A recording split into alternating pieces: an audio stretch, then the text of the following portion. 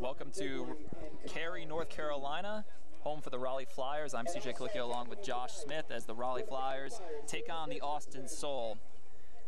Austin comes in with a 4-4 record, where Raleigh holds a 6-3 record, and both teams find themselves chasing division leaders Dallas. Josh, what are the keys to tonight's game? Well, the Austin Soul, they like to send it deep and play a really poachy D. So Raleigh's going to do well to keep the disc on the wide sides of the field and keep nice tight throws and stop them from hucking that long shot that they love so much. Absolutely. And Coach Mike Denardis from Raleigh talked about keys to the game for the Flyers. They're talking about coming out early on Austin and making sure that they can run up the score to almost take their chances away early. You know, Austin's coming from halfway across the country. They're flying here, tired legs, kind of a skeleton roster, missing some guys, Ethan Pollock, Matt Bennett, some big names for Austin. This is going to be really taking them out of the game, but they do have some players, and let's go ahead and talk about some of their main people.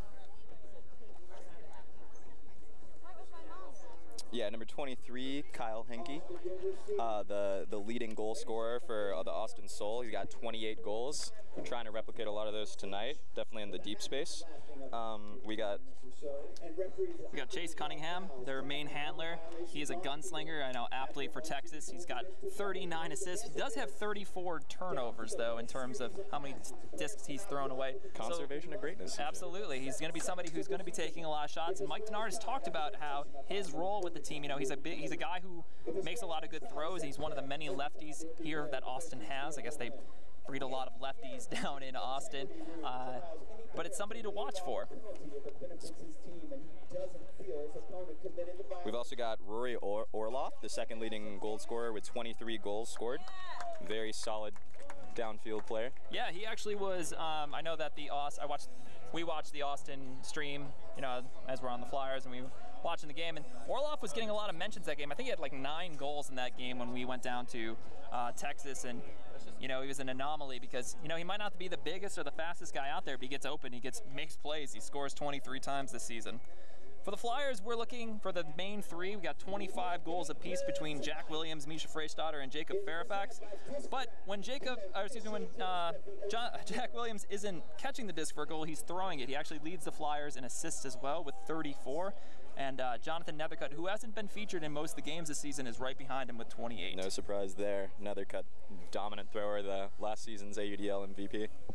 And you would think that Raleigh's in a bit of a upwards trajectory. Our performance against Madison was one that was unprecedented. Madison has one of the best home records in the AUDL's history, and we went up there and kind of shellacked them in their own house. And a lot of that was behind Nethercutt's arm. As the Flyers pull here,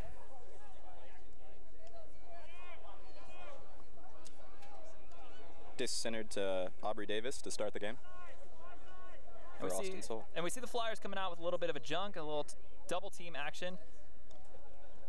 Disc in the hands of Natenberg.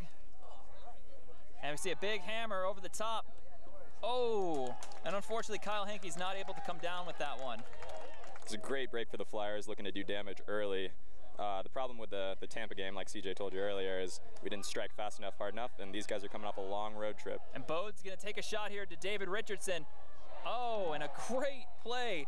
Matt Bearshank making a play on a much bigger receiver in David Richardson. He seems like Richardson kind of gave up the position there, but unfortunately for the Flyers, not able to cash in on that early break opportunity. Bode with the hook there. Max Cook with the disc, over to Orloff, back to Cook, and Patience. Michael Mathis with the disc now, a Sports Center top 10 athlete. When I was on Charlotte, he made a ridiculous layout catch and a thumping defeat for the Express. As Henke finds that hammer, Natenberg going to take the shot to Mathis, and that's a goal for the Austin Soul. So we see Austin turn the disc over on a hammer attempt. Flyers give it back, and they see the same sort of thing. I think that they like that hammer over the zone. I think they feel confident. There's one thing that Austin has, we talked about it before, is a lot of lefty hammers. So that throw is a hard throw for a righty thrower. but because they have a lot of lefty handlers, those cross-field shots from left to right are a lot easier to throw. How many lefty handers do they have? I think they have 4. That's annoying. Yes, very much so. And one of their better ones is actually not even here, and Jeff Loscorn. So they have more, they just don't have them here. Good for the Flyers. We have a solid O-line coming on, the starting O-line. We got Goose Helton, Bob Liu, of course Jonathan Nethercutt going to be on the back side of the disc, Terrence Mitchell, Jacob Fairfax, Misha Freystadter, towering, and of course Jack Williams ready to do some damage. The pull goes up. Bob Liu, good pull by Austin, something we did not see from the Tampa Bay game. Nethercutt with the disc. Fairfax is in isolation. You can see the defenders backing Fairfax by about 5 yards on his initiation cut. That is a dangerous downfield cutter, and they're going to want to keep him out of the deep space because they may love the long ball, but we love the long ball to Fairfax just as much. Absolutely, and Cunningham is a smart player. He knows that Fairfax is going to want the deep, and Fairfax floats it out there for Nethercutt, rocking that wonderful mustache of his. Some of the fans disagree.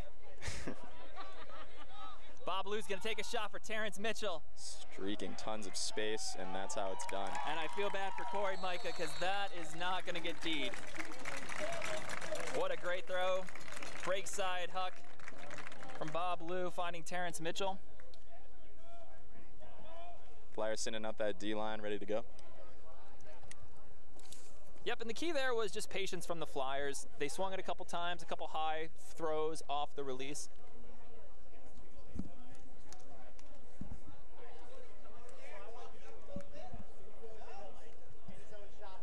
And so the Flyers looking to solidify an early D point here.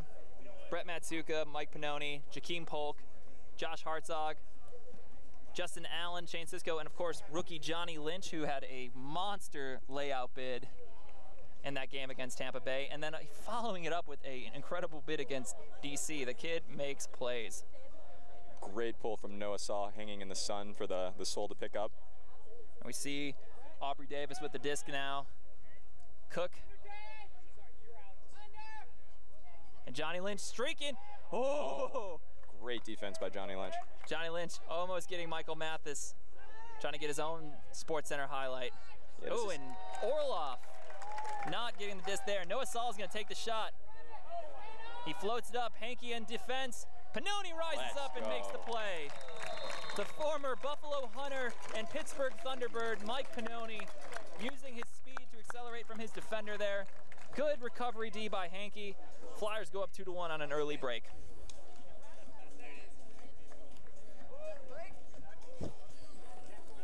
And Josh, what's going to be the key for Raleigh to do that? I mean, these are 2 unforced errors. Those are going to come, right?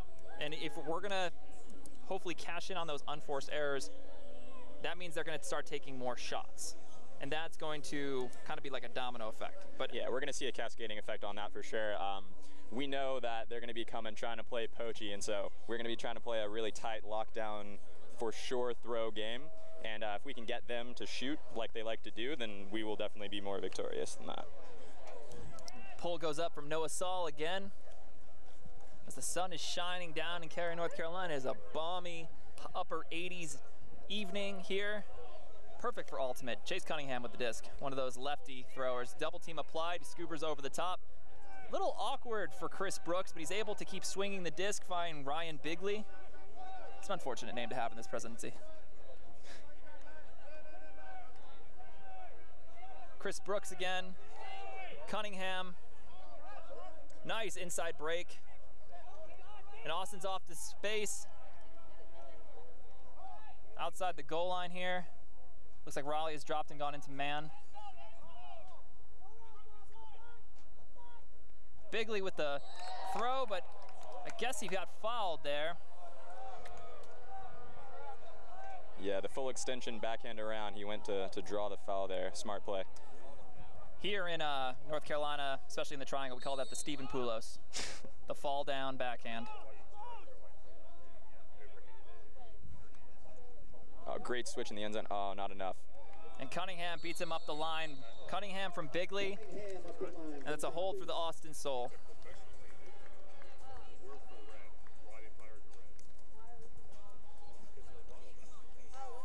And I mean, what we see there is just really patient from Austin. They, you know, there was that one Bigley's throw. It's kind of sketchy. He's lucky to get that call. I mean, if this wasn't the AUDL, he might not, you know, that might have to go back. But since the ref agreed with him that was a foul, he gets the disc 10 yards up. Patience offense, Austin scores. Yeah, not uncommon in the AUDL to see people forcing a little bit more of a tight shot, a little bit more of an around, trying to get that full extension, because that foul call is a big advantage to get in the red zone. Absolutely, and just to remind our viewers, if you were within 10 yards of the end zone, you would take it to the center. They were just outside the 10 yards, so they did carry it up a little bit, but not towards the center of the field. Austin with the pull, another good one. Bob Lou to Kieran Allen, somebody who's been playing a lot better this year, getting more of a chance in his emerging role. Jack Williams, and he's gonna have Misha Freistadter, and good mark there from Austin. Murphy.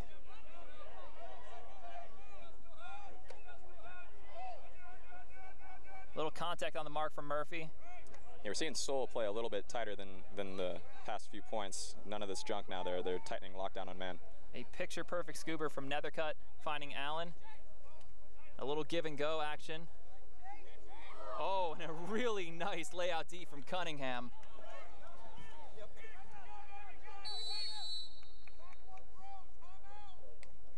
It looks like a timeout by Austin. And just a reminder that here in the AUDL, unlike USA Club Ultimate, a timeout allows the team to take all of their members off the field and replace them with their O-line. And that's a huge advantage.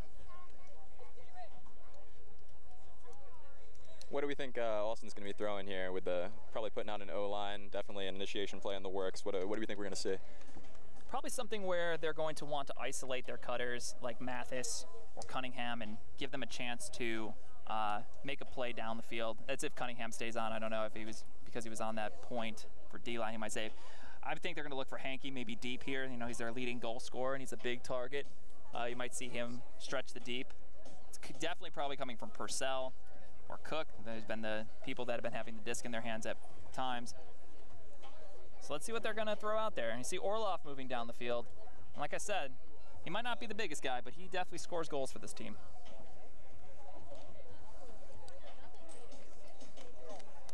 This is a big point for Austin. They gave up the break early. Raleigh's going to need to stop this attempt, maybe call a timeout of their own. We know that Denardis likes to call a timeout when the D-line's on. Yeah, we see them throw out a hugely athletic D-line. We got Johnny Lynch, who we saw blow up on the inside layout D earlier, barely missing it. We've seen a lot out of this rookie. He's really good on D, getting in inside shoulders and dipping in, blowing up some layout Ds. Absolutely.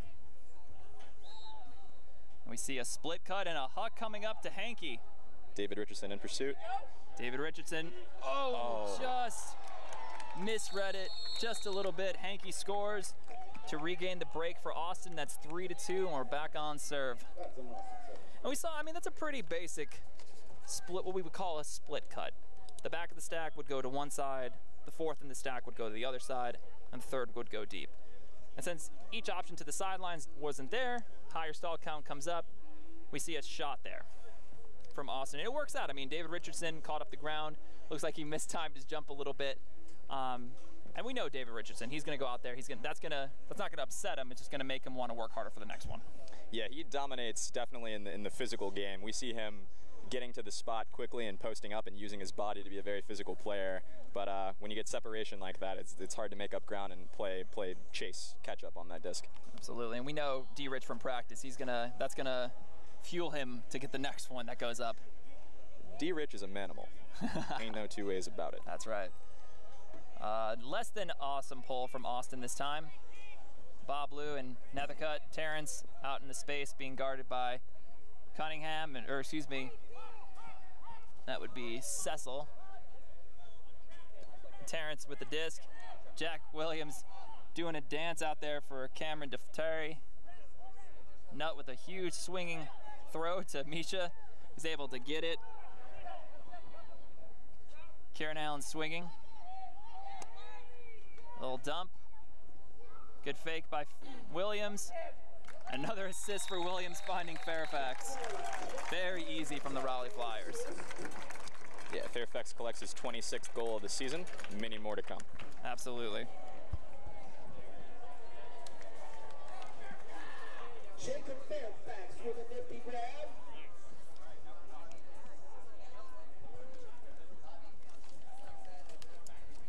Looks like the sun's going down behind some clouds.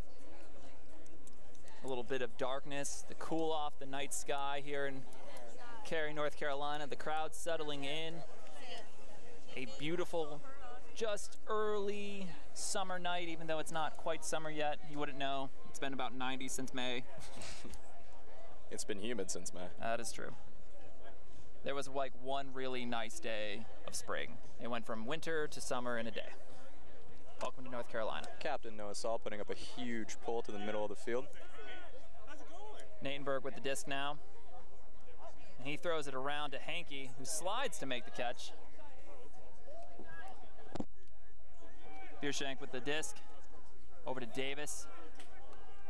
Swings it to Cook. Finds Natenberg again. Pannoni putting on a big mark, trying to deny that around throw, and he's able to get it to Cook. Matsuka a little farther off of Biershank, who's going to throw a nice around throw, and Pannoni closing the ground. Oh, just barely missed it. And that's where the width of the AUDL really values the throw. Yeah, it's so true. Lateral movement, extremely dangerous on a field like this. That's the game that you're going to see them play. If they're a shooting team, they like that deep space. You're going to see a lot of lateral movement and then gunslinging from the side. Yeah, and hopefully we might get a replay of that and just to watch the, we might be able to see that throw that was allowed to go around. But I mean, just the ability to throw that around, that's something you don't really see in the club game as much, because if he gets that throw on that at that white line, that's generally the out of bounds line. And trying to finagle that into a small window in the AUDL, it's almost nearly impossible for USAU, but that's why we like this sport. It's exciting, gives us those chances that you won't be able to see in a club game. Certainly widens every lane, widens your around lane and your inside lane. Cunningham with the big inside out pull, and it's going to stay nicely in the middle. These Austin pulls have been hanging. Yes, they have been.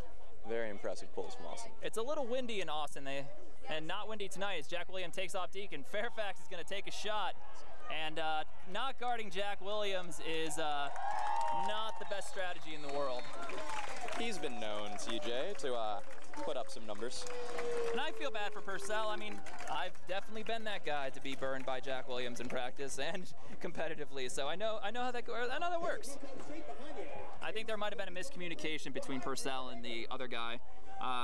But Jacob Fairfax, who has been known more throughout his career as a, cutter, he's definitely now becoming more of a thrower. We saw that in the Madison game where he uncorked a monster backhand huck to Williams in the back corner. It was picture perfect.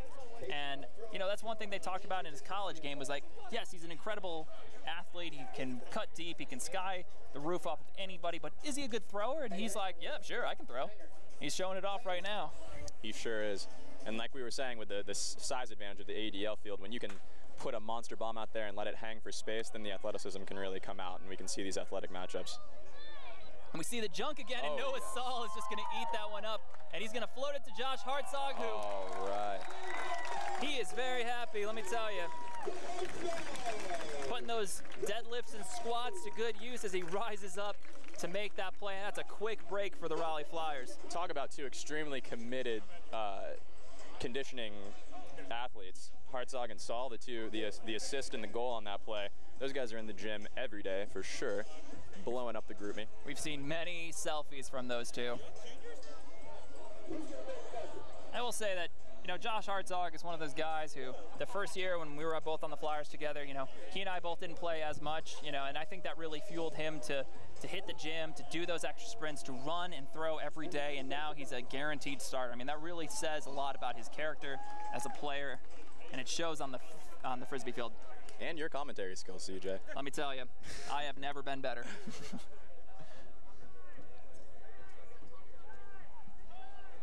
Another double team. Let's see if it can pay off. Looks like Brooks is with the disc. And a lot of negative yardage here. Bigley with the disc. And he's able to finagle it around McKelvey.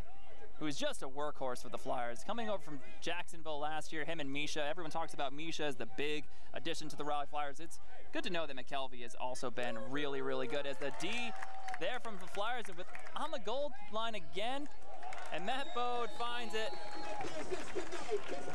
And that's 2 really quick goals for the Raleigh Flyers. Noah Saul. Second assist in a row. Second assist in a row on the goal line as well. Finding his high school friend, Matt Bode, both from Pennsbury, Pennsylvania. Yeah, but like you were talking about earlier with Andrew McKelvey, he is just a workhorse for the Raleigh Flyers. He brings a lot of intangibles to the field when he's a dangerous cutter in the deep space, so everybody respects him. When he gets those huge unders, even if they're looked off, he's got a lot of the defense on their toes waiting to bite on him, especially a poachy team like Austin. So he brings a lot to the lateral movement of the Flyers in their offense. Absolutely. I talked to his girlfriend Gentry, and she talks about how his strength comes from his crab walking ability. He's able to shift side to side and just about as fast as people can run just forward. So his lateral quickness is what allows him to be so strong in that double team that Mike DeNardis likes to run. And 2 in a row. I mean, Austin, they're a good handling team, and this is exactly what DeNardis is talking about. Pressuring their handlers, jumping out to an early lead, and really putting the foot down early. Yeah, we're seeing the intensity from the Raleigh D right now in a hard lock man. Oh, and they're taking a shot on Jakeem Polk. Bad idea. Good luck. And Jock just getting a nice fingertip on it. Hankey, to his credit, was right there, but Jock looked like he had that one all wrapped up. Of all the people you want to throw it deep against, I would say Jakeem Polk is probably the last one. No, especially when he has that inside lane on you and he can get up to that disc at its highest point. His highest point is pretty high. Justin Allen opting not to throw the bomb to Jacob Mao, who's getting a rare D point. A staple on the O-line, and Jakeem Polk is taking off. Does Brett Matsuka see him? Nope, he actually stops his cut. Matsuka finding Allen, and he's going to take a shot to Jakeem Polk this time. The chance for bookends for Jakeem Polk. No longer the Hankey matchup. Oh, and he takes the roof off of Matt Bearshank, who's not only giving up some inches, but unfortunately he was able to not give up a lot of height on that vertical. Justin Allen hitting Jakeem Polk in stride, getting his bookends. I've seen Jakeem do that as my teammate on the Charlotte Express enough times to know that I don't think Bearshank had that one. Jock's got that 99 times out of 100. I've been cookie jarred a few times by Jakeem Polk. Not a fun time. Not a great time. And you know what? People say, like, you know, he's still new to the game, you know, he's got that D2 football mentality, but he is a workhorse as well. We talked about a lot of players on the Flyers just putting in the work. Jakeem has really tried to drop that stigma of just being an athletic person. He can throw now, he can read the disc, he can still have like a 40-plus inch vertical jump, which is just disgusting. Not to mention that dangerous first step. Yes, that 4.5 speed of his that he ran at the Charlotte Express Combine a couple years ago has not slowed down, that's for sure. Cunningham finding that inside lane to Cecil. Cecil over to Moore. Ooh, just under the outstretched arms of McKelvey. Another double team. They're really liking the sideline double team. Yeah, every time you can get somebody on a sideline to invert that disc and get a wobbly throw off, that's a win for the double team. Austin stretches the sideline, hitting Purcell, one of the captains, one of the lefty captains, to the other lefty captain. And Cunningham opts to not hit. He's going to take that big old shot. Talking about that lefty hammer. He's not in for Austin. It looks like Murphy. Back to Cecil. Great heads-up defense from Pannoni on that roll. They switch really well here, but it looks like there looks like there's a pick there. So no goal for Austin. In fact, it's going to be 10 yards back. It looks like not too much complaining from Austin. They kind of knew it was there. Cunningham over to Purcell. Oh, and Noah Saul just missing that layout.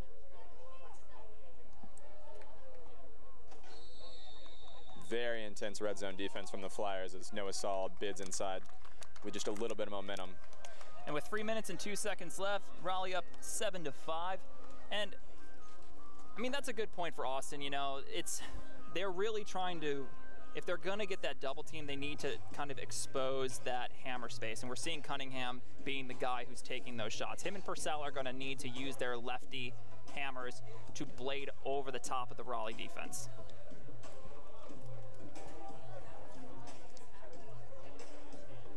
Raleigh's O-line coming back after a little nice hiatus off the field.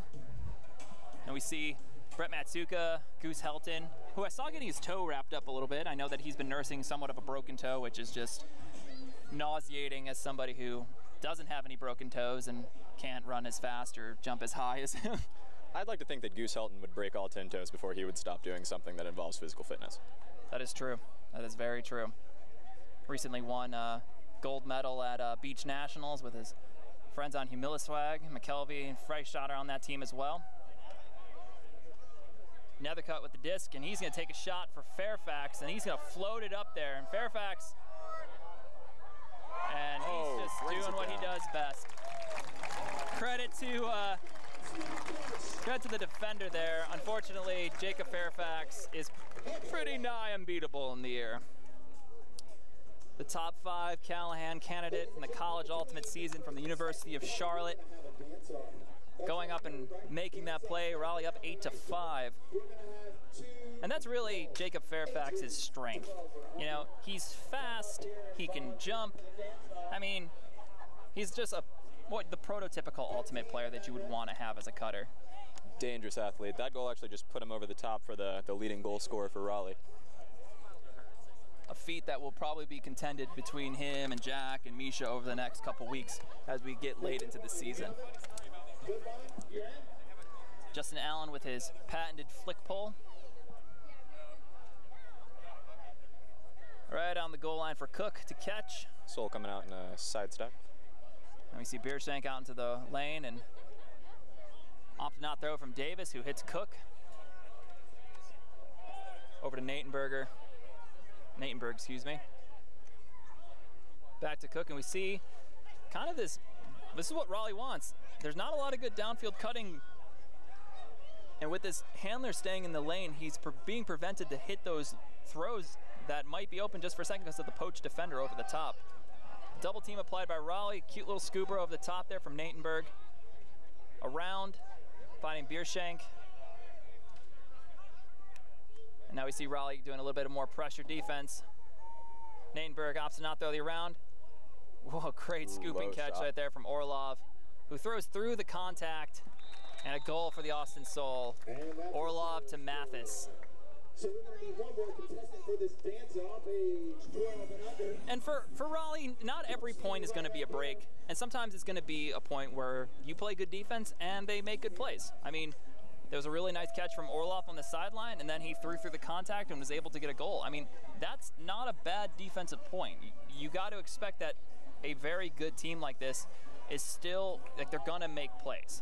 Yeah, you can expect it from somewhere like Texas where it's windy, coming up here in these nice temperate conditions. We're seeing a lot of throws, very, very clean inside throws being used to break up Raleigh's junk. Not that they were so junky on the last play, but in the points before they decided to lock down, we're seeing Austin use some very, very creative throwing to get around that.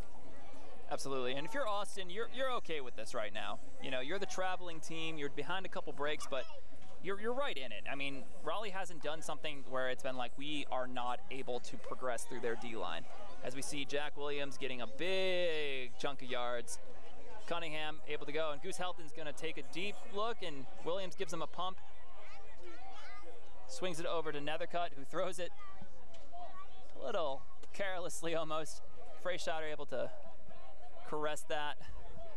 Now here's a rule I don't know, CJ. If you're unmarked in the AUDL, is there a stall on you? There is not. Somebody has to be within 10 feet of you. And so you don't have to be marked, but somebody has to be within 10 feet of you. And that was a kind of a weird, there was a Madison-Seattle game in the playoffs a couple years ago where Hussein Carnegie, you know, said he was within 10 feet of the Madison defender, and the Madison defender actually got stalled out on the goal line. And there was a big hubbub as a big hammer for a break goes up to Cunningham, and Jack Williams, he gets his hand on it, and Cunningham is able to secure the catch. Not really a catch your D kind of moment of, oh my God, that was so incredible athleticism Full to get extension. there. But he hits it right into his hands, and that's a break for the Austin Soul. And to talk about that miscommunication that looked like between Nethercutt and Bob Lou, you know, Nethercutt has been pretty busy. He hasn't been at all the games. You know, he's still one of the best throwers of the reigning AUDL MVP. He's obviously throwing a lot of assists in the games that he is participating in, but sometimes you see there might be a little bit of a miscommunication between him and Bob. Yeah, Bob's first year on the Flyers, chemistry is huge in the handler set in the backfield, and it's just getting used to cutting. Lots of teams bring different cutting patterns and where they want to find their dangerous space, so chemistry is really important in this field. And I think that's the last we're going to see of the sun. The lights have come down. That was a depressing sentence. What can I say? We got Terrence Mitchell pushing for space, probably about to be isolated for a continuation. Kieran Allen swinging the disc and nut, and he sees Matsuka in the space. McKelvey's got some room, but he's being covered by Bigley, and he's pushing into that deep space. Matsuka dominant in his zone. Mincemeat of this zone. Absolutely. When you have great throwers who are patient and who can see the threading of holes, such as Matsuka can, you know, when I play Goaltimate with him and I'm trying to like see what he sees, I just don't. I just watch in awe and in respect. Yes, the man has the vision. I admire just wholeheartedly how well he can holster a disc at full extension. He can already have the wrist snap completed and reel that thing back in. And it doesn't matter how big of a mark he has on him. As a shot goes up, oh, unable to get the disc. And I think we're going to see a timeout here for a stoppage of the play. As the clock was running down, a rare turnover from Matsuka, and the Flyers are going to flood their deep space.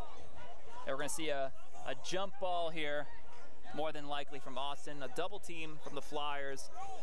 You see Captain Noah Saul sending Kieran and Terrence and Goose in the deep space to stop the huck. 3 Flyers, 1 Soul. And there might be enough time for a quick throw and a huck. 2 seconds, oh, and just a straight turn. And I'm wondering if that's the end of the first quarter. It is the end of the first quarter. And so the Raleigh Flyers are up 8-7. They secure a 1-break advantage over the Austin Soul. And we're going to step away for a quick second.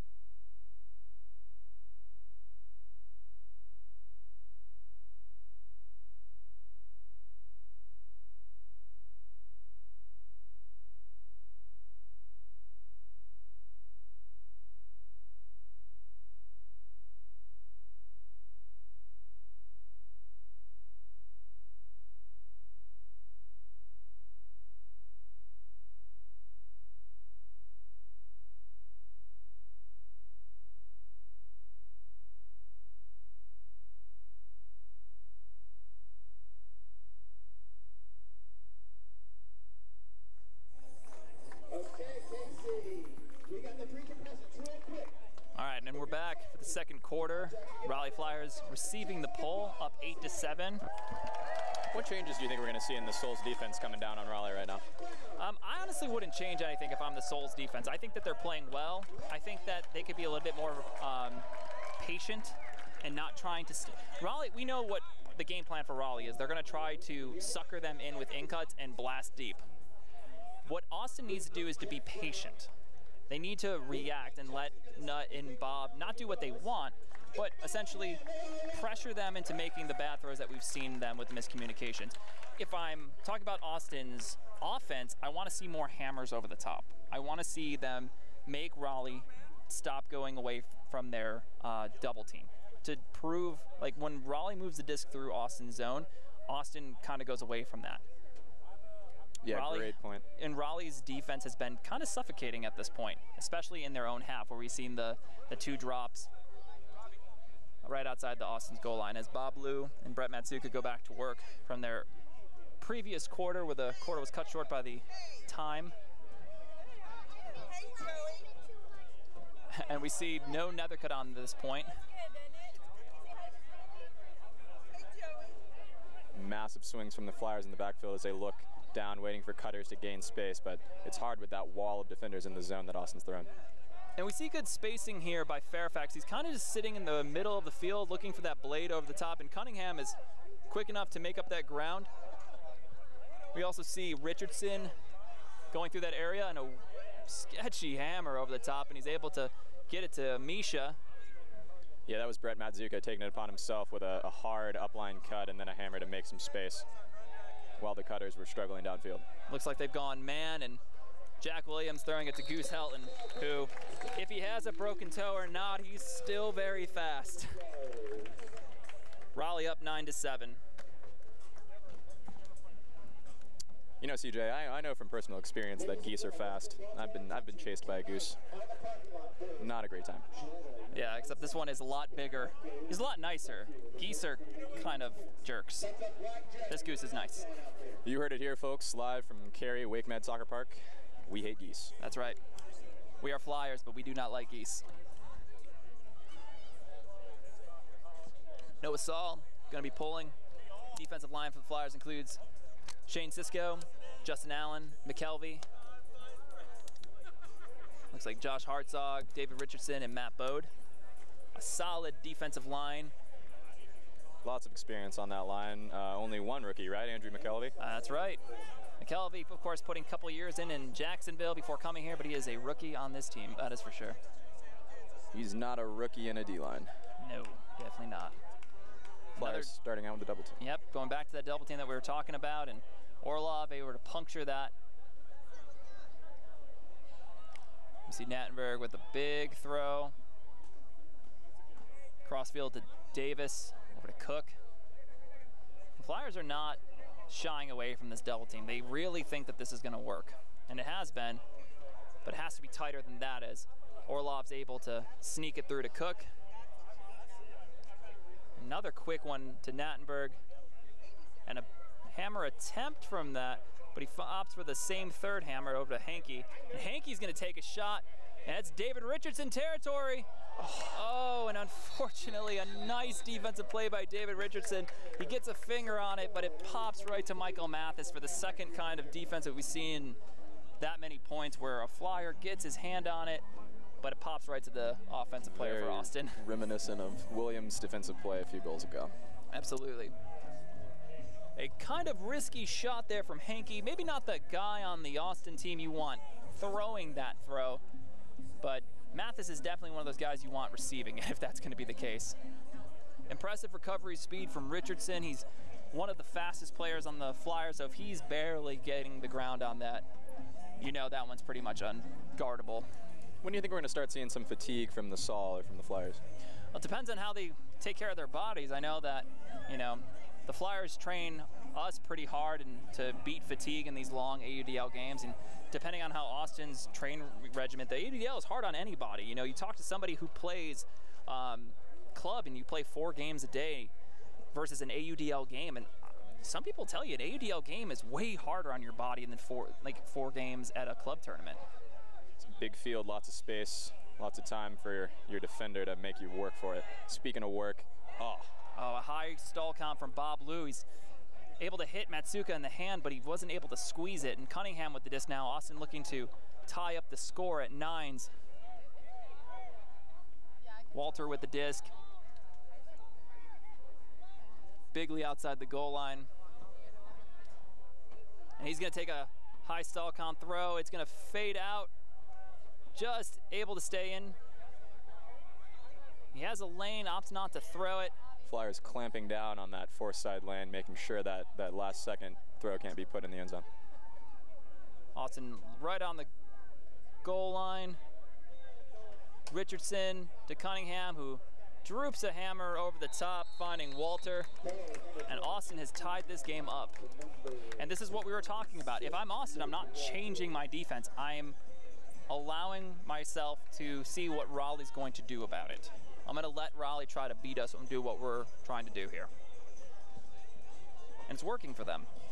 See a high stall count throw, and Throwing it to Matsuka, who might not be the tallest of receivers. He definitely can jump. We've both seen him rise up and make incredible catches before.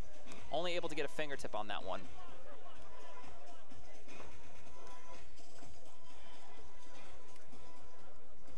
Little shake up to the O-line as Jacob Fairfax, Kieran Allen, Goose Helton come on, and Jake Mao. And we also see the addition of some D-line players in Noah Saul and Shane Sisko.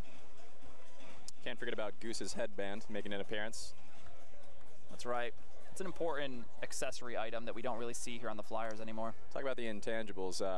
McKelvey may bring some space and some great D to the Flyers, but Goose's headband, that brings intangibles that you can't even think of. You can't teach intangibles like a headband has. You can't. You just can't, CJ. And the first out-of-bounds pull for either team. Disc will be on the brick mark, just denoted by that X on the field, as Nethercutt dumps it to Allen.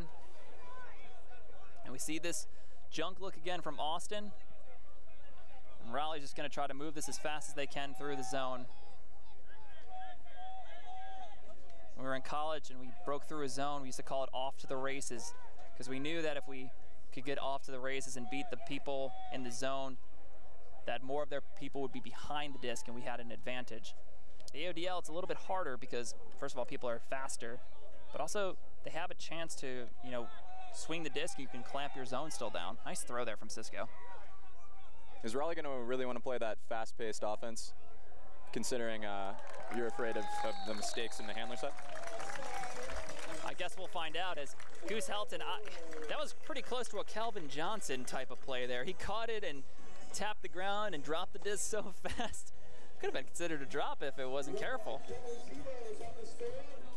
Raleigh stays in the lead at 10-9, and once again, Goose might be one of the older guys out there. His body might not be at 100%. He is still getting open at will.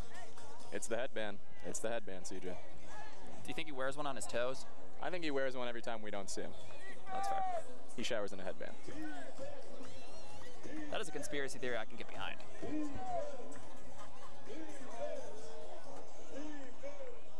Josh Hartzog with the pull.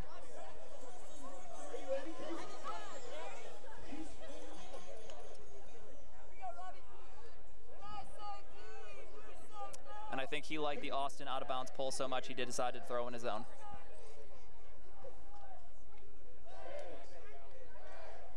Looks like Pannoni's going to be on the mark here of Nattenberg. And we see the vert stack again from the Austin. We see the front of the stack and the back of the stack. Both cutting. Jakeem Polk trailing Hankey. Forced middle mark here from the Flyers, or perhaps just a backhand. Johnny Lynch trailing Mathis. Low throw. Ref calls that one up. Justin Allen gonna run right past the handler he was guarding. The franchise making a break play there. And Mike Pannoni off. Not a matchup I would ever choose to have. Just get nauseated thinking about how fast Mike Pannoni is. Justin Allen. Looks like there's a timeout before the throw to Bode. Mike DeNardis not thrilled with how this point was progressing offensively for the Raleigh D-line. It was going pretty much backwards. So he's going to go ahead and take all those 7 players off and replace them with O-line players, which is a pretty common thing in the AUDL. I know that, you know, as a D-line player, that's kind of frustrating, but, you know, you want to, it's kind of a team before me sort of thing. You know that if you can get this break, it kind of gets demoralizing for the opposing team. And if you can have your offensive come in, run their set, get a break, you're going to be out there the next point anyways. Well said, well said. We have great throwers in Matt Bode and Justin Allen, but they just, Bode in the center handler position just couldn't get it past that one poach off of JA in the lane, number 4, and they saw that and decided to throw in the O-line handlers. Actually, absolutely. Credit to Austin, you know, that's their O-line out there playing defense, but they did a great job of pushing the Flyers back and forcing them to call a timeout. That's the poach we were afraid of coming in. And so the offense has subbed on for the Raleigh Flyers, and Jonathan Nethercutt over the disc. He's got Brett Matsuka behind him, and we see a split stack from the Flyers. Isolating Williams and Fairfax, and God, that is just a lot of speed and height and Frisbee awesomeness right there. I've been sauced by both of them. It's not a great feeling. It's an honor. I think the first time I ever played against Jack Williams was in mixed ultimate, and he was a young kid. His nut takes a shot to Williams here, and the defender Murphy, really great defense there from Daftari, excuse me, and that's frustrating. He had really run really well with Williams there. Nethercutt's throw, stayed up in the air a lot, and unable to actually get Jack Williams to move away from the disc. A goal there for the Flyers and a break to go up 11-9. Like I was saying, you know, Jack Williams started off his game in mixed ultimate for the club Raleigh. He was fresh off of his first year at club nationals, college nationals, where he led college nationals in scoring, and I had no idea because I wasn't paying attention that year apparently. I think I was in Europe. The kid was bionic that year, I'll tell you that. Yeah, he was bionic in that game. He roasted me deep like 5 times. It's like, that guy is fast.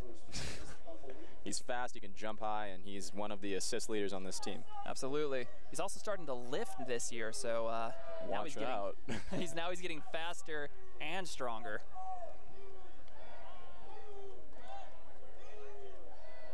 Nattenberg and Cook over to Orloff, and he's going to take a shot here.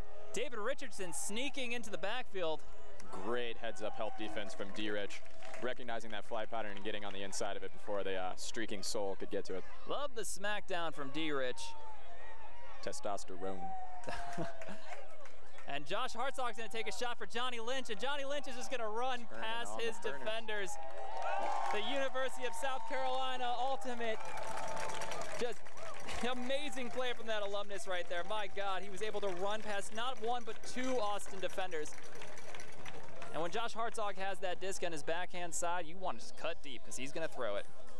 First year out of college, really young player. We're going to see some great things from him in the coming years. He has a bright future ahead of him. Do take note of that. Johnny, how you run that net? How you run that fire? And that's backbreaking for Austin. I think that they wanted to, you know, Orlov is going to take that shot. He thought it was open. He didn't see David Richardson. That's something that Raleigh was thinking about doing. We talked about keys to success for Raleigh tonight in Austin's game plan. We knew we saw them hucking it a lot. So having that backside defender is exactly what we want. Is that pull is going to just come back in. A great pull from Noah Saul. And Misha Freistadter, all 6'7" of him, is able to run down that pole, beat everybody down. It's great to see from the big man. That's something we can both appreciate there, Josh. We've been known to be tall. That's right. Almost 13 feet between the commentators right now. We see Jakeem Polk giving up a little bit of the deep space, 2 or 3 steps. I think he's baiting that deep shot because he thinks he can make a play on it. Almost a layout Callahan from Matsuka there. And Cunningham getting guarded by Noah Saul. The big lefty swings the disc. And we see a deep shot here. And we see Justin Allen getting tested. A great defensive play there from Allen. Kind of a really deep cut from number 21, Elliot Moore. He was very deep already, and yet his thrower decided to take that shot. Noah Saul hitting Matt Bode to Matsuka. Freistadter in the space, and Matsuka is just going to let the big man go and gallop for it. And he calls it in. Austin is not thrilled by, I think his back foot was just down. Ref calls him in. Matsuka to Freistadter. I talked to Misha a little bit about his time in Jacksonville and his time in Raleigh so far, and he's thankful that now people are learning how to throw to him. He's like, I just sometimes don't want to run very fast. Not a small target. Just floated up there, he said. And Matsuka kind of did a little bit of both there. Made him run for it, but he nicely floated it out to space for him to gallop on. Looked like a giraffe hunting that one down. We see Raleigh with little hesitation to throw that deep shot, trying to do more damage as early as possible. The Saul with that huck intended for Elliot Moore, but we saw Purcell draw his defender in there. which is not what you want to see in athletic matchups like the Flyers. Absolutely not. And we see Austin kind of giving away from their game plan. We've seen more of their huck game, which is what we talked about earlier, how they did want to huck it, but they wanted to be smart hucks. And we knew that the backside defenders are going to try to see that and to try to make a play on it. And early in the first quarter, it was working for Austin, but they didn't continue to take smarter shots. They opted to still take those riskier throws with the backside defender. Goober over the top. Davis with the disc. Really good pressure here from Hartzog on Cook. Allen as his dump defender. Scuba attempt, and Shane Cisco takes that one down. He's going to throw that one out to space, and Mike Pannoni is just going to jog. Oh, no. Oh, yes. Mike Pannoni bobbles for the score. I don't even know what happened there. The fans are on their feet. He likes to keep them in suspense, that Mike. Wow. I was saying jogging because, you know, I thought he was just going to leisurely get that one, but he made it a little interesting there. He wanted to jog more. He enjoys jogs. He likes giving his coaches and teammates a bit of anxiety on that one. And Shane Cisco making a really nice around backhand throw. And we're seeing Austin just turn the disc away, you know, kind of unabashed here. They're just not being pressured. They're not, these turns are from kind of poor decisions, bad hucks, bad scuba looks, something that they weren't doing in the first quarter. Now that they're doing it, they're down 5. This is kind of a tendency you can't sustain in the AUDL.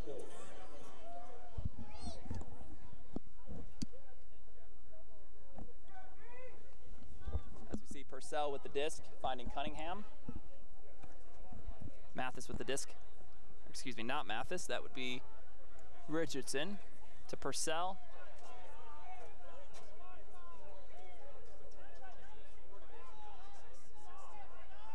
High stall count there from the Soul. Cunningham looking. Nice around backhand. Austin hitting their insides here as Raleigh's opted to throw more of a man look this time. Seeing a bit of fatigue from the Saul now with longer stalls. It's a very short stall in the AUDL, 7 seconds. Uh-oh, and Justin Allen's gonna pick up the disc, and Jakeem Polk was going, but he opted not to throw it, and he's got Matt Bode. Perfect space throw from Noah Saul. Matt Bode getting a double team applied to him, except it was more like a 1.5 team because Purcell had fallen. Bode back with the disc. Oh, and unfortunately not the best throw there from Bode as Austin's able to pick it up. Purcell on the goal line, and he's just gonna easily get it for the goal. And you know, that's kind of why we talk about why Mike DeNardis kind of throws that timeout play out there. Likes to get his other throwers on there.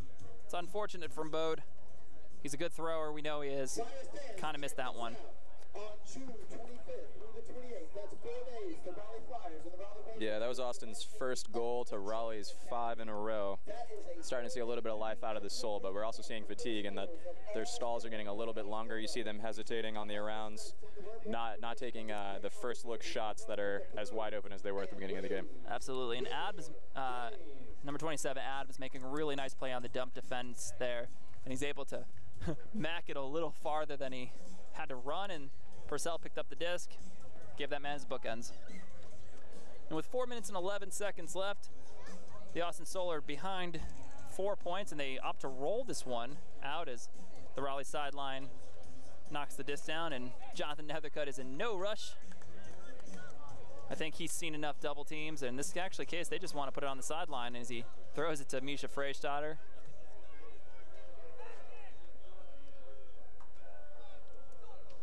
The ever-crafty Bob Lou throwing scoobers is his second nature, I feel like, especially righty scoobers. He does like his lefty throws as well. Seen enough of those. He actually, in the Dallas game, he threw a lefty backhand huck because why not? Veteran holster from Nutt as he looks off Goose Helton with a tight defender to put it into Misha Freistadter in the end zone. Misha's second goal of the game, and he was active that point. You know, the big man, to his credit, does more than just cut deep. He can beat you on the under, he can beat you on the up line. He's a big body to go around, even so for somebody like you and I trying to guard him. He's able to use his space and his speed pretty well. Somebody like you and I, he's 6'7". That man has my matchup all day. And for somebody that tall, the man can jump and he can read the disc insanely well. It's quite impressive to see somebody that big move his body that well. Wonder if he's a good dancer. We should ask him. We should ask him.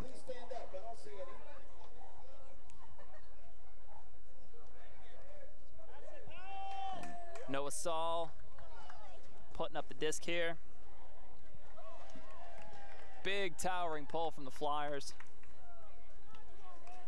Cook with the disc. He's got Mathis in the lane. Johnny Lynch guarding him in a round throw, finding Orlov. Nice snag there from number 24. Springy Michael Mathis being guarded by Johnny Lynch.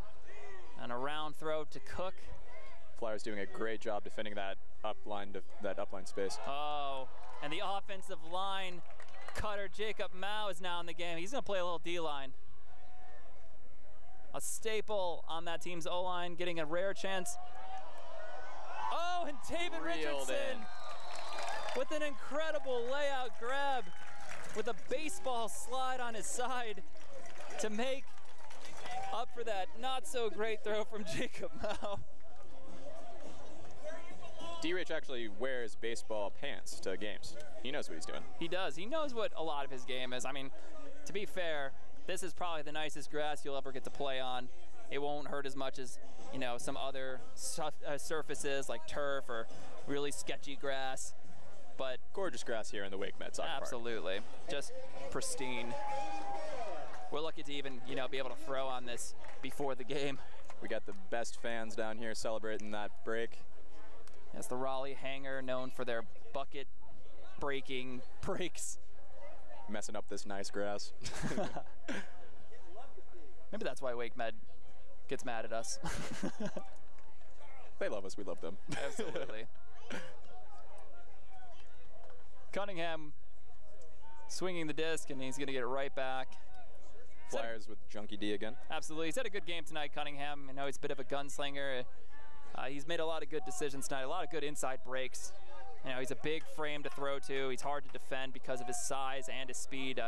Played against him enough times to know that he's not somebody that you want to guard.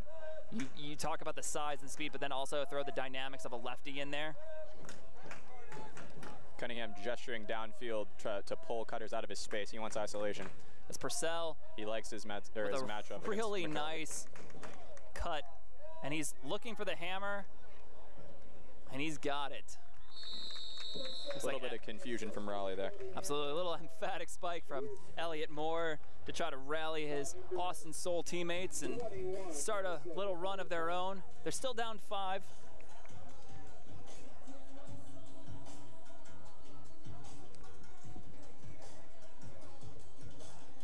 Flyers throwing an O-line on there. We've got David Allison going out to coordinate the offense.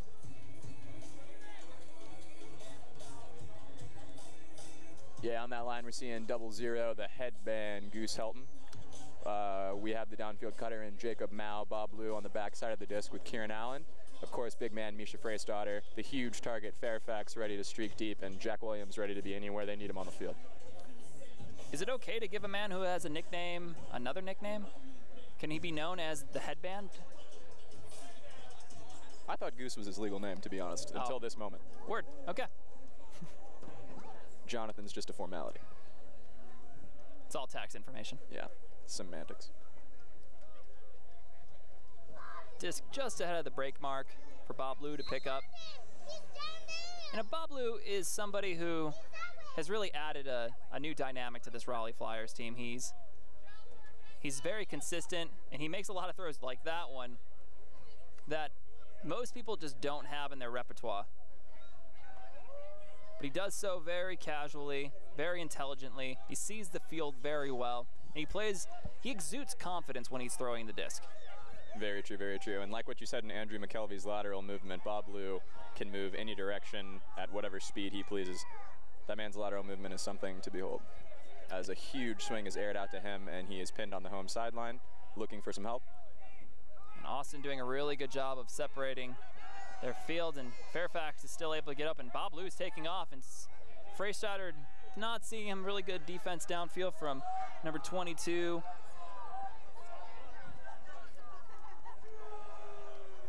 Goose taking a shot here to Misha. Misha with the highest of releases. And Fairfax with the goal from Misha Freistatter. That's something you'll be seeing all season. Misha Freistatter with the high release backhand over his defender. Yeah, I mean, it's pretty hard to stop somebody who's throwing at about 7'6".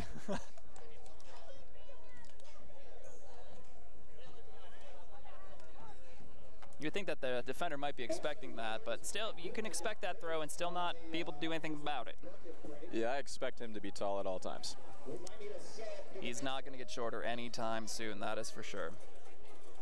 Austin Soul looking a little tired. We got several hands on knees over there as they're calling their O-line right now, ready for the Flyers pull. That's okay. They get a nice locker room to go into for halftime. Has a little Southern hospitality from us, giving them the locker room. And this nice grass. That's right. We're so nice to them. We're just nice people.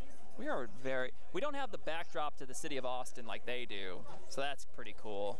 I mean, we have trees, though. Trees are nice. Beautiful pull, outlined by the gorgeous trees in the background, pointed out. As Rory Orloff goes ahead and picks up the disc. He's moving the disc with Aubrey Davis, and Pannoni pressuring Nattenberg. Mathis getting guarded by Justin Allen, two springy, athletic people that I would never want to guard in my life. Hate it. Nattenberg. Oops, sorry, go ahead. Lots of dynamic players on the Saul. If we can get Jock to push Henke in the backfield, that might actually be one of our better chances. Absolutely. With 45 seconds. Oh, and a janky throw right there from the Soul as Nattenberg's not able to catch up to that Aubrey Davis throw. And Noah Saul is going to pick up the disc, and Mike Pannoni's going to go off to the races, and he's opting not to throw it. Justin Allen's got the disc now, and he's got Fairfax, and yeah, that's a great throw. Gorgeous throw. And the defender quits on that one. when Fairfax gets up to gear, 10, 11, you just got to stop. It's kind of worth noting that Jacob Fairfax is like 7 is most people's like 11. He's when he's not running his hardest, that's actually when he's running probably about 70%. We do tempo runs to kind of warm our bodies and cool our bodies down before games.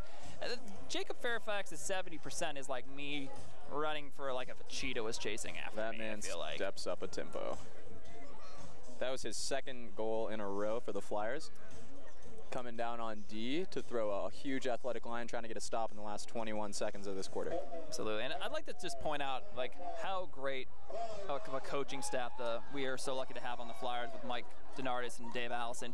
You have players like Jacob Fairfax and Jakeem Polk who are new to the game, right? They're new players. They haven't been playing for a lot of years, but we see the blossoming of young, talented athletes that have an intelligent game sense. It's the coaching of DeNardis and Allison that allows players like Jacob Fairfax to flourish. When I played with him on Charlotte, he was very raw. He didn't know exactly where to cut. He knew that he was faster than everybody, and he knew he could jump higher than everybody, but he didn't always know where to go. Now that he's played ring for 2 years and he's been able to play with the Flyers, he is more confident, he exudes positivity, but he does it so humbly. He's never the first person to say like, oh, I'm doing what I can. I would say if I go up to him and say, hey man, you're playing great out there, it's thank you. I'm just trying. Super nice guy, very nice guy. Very approachable. A professional in a semi-professional sport. Yeah, the leadership in Mike DeNardis and David Allison is all around the Triangle Ultimate area. They're involved in youth, college. You see them in the professional scene, changing the game on this super wide, huge stage where you can draw fouls and double teams, and then you see him in the traditional USAU Ultimate as well. And he wins. I mean, talk about a guy who's one of 94 coaches for North Carolina and able to lead North Carolina to a national title over Pitt this past week on Monday, and less than a week later he's out here coaching the Flyers against the Austin Soul. Yeah, with David Allison right beside him. We have a centered pull to the Soul. And 20 seconds on the clock as Raleigh is going to look to stagnate this offense, and I don't even know what that was, but it worked. And over the top to Cunningham, and he's going to be running with Nattenberg, and they're going to be a little dishy give and go with 3 seconds left, 2 seconds left, and we see a huck. And David Richardson's going to be lurking, Orlov in the area. And Jonathan Nethercutt, the stash, comes in and puts an end to the first half with an emphatic D. The Flyers are up 18-11 as we're going to take away a little bit for this halftime break, and we'll get back to you in a little bit.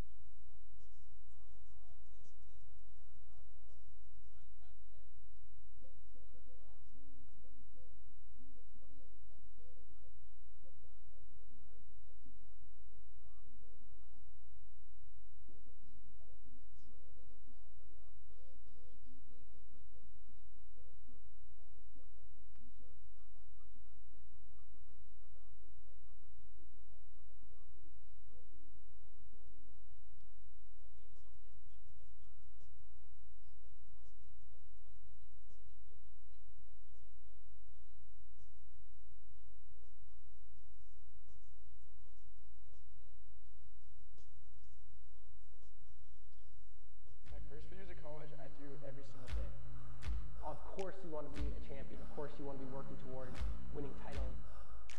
Be happy, but never satisfied.